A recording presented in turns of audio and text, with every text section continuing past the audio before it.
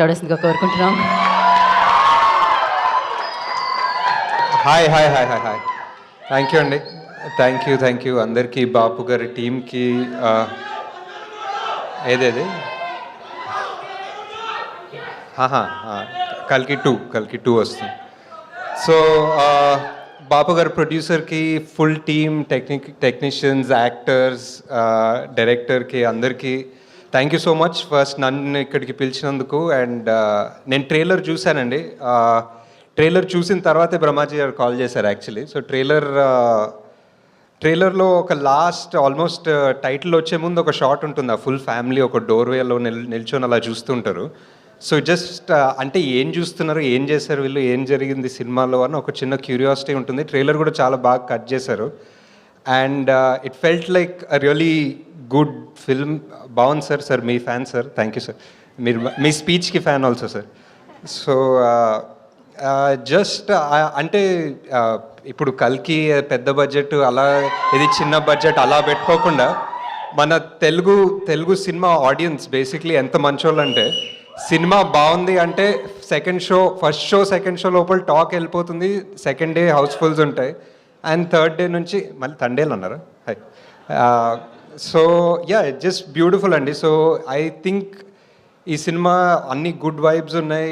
Trailer చాలా బాగుంది, music చాలా బాగుంది. అండ్ కాస్ట్ ఆబ్వియస్లీ అందరు చాలా talented, each and every one. అంటే మనీ కూడా మన మేమ్ ఫేమస్లో ఉన్నాడు, అండ్ మేల్లో కూడా చేశాడు. అండ్ చాలా ఇంటెన్స్ ఉంటాడు స్క్రీన్ మీద.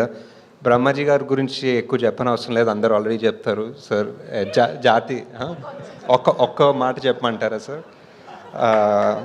మన డైలాగ్ ఏంటి సార్ జాతిరత్నాల్లో? నాలెడ్జ్ ఎంత నాలెడ్జ్ ఉంది సార్ మీకు అసలు సినిమాల్లో. So great sir. Wishing the entire team all the best. Thank you for coming. And will see you theatres 21st February. Sir మీ బాపు గురించి అందరూ మా బాపు గురించి అంటే స్పెసిఫిక్ ఇన్సిడెంట్ అంత ఇమీడియట్గా గుర్తులేదు. బట్ చిన్నప్పుడు ఆల్మోస్ట్ అందరికీ సేమ్ ఎక్స్పీరియన్స్ ఉంటుందేమో. ఏదైనా అడిగితే లేకపోతే ఏదైనా చెప్తే, మా నాన్న ఒక చిన్న ఊరు నుంచి నాగర్కర్నూల్ దగ్గర ఐతోల్ అని. సో ఎప్పుడు చెప్పేవాళ్ళు, స్కూల్కి వెళ్ళడానికి నేను ఒక 14 కిలోమీటర్లు నచ్చి వచ్చేవాడిని.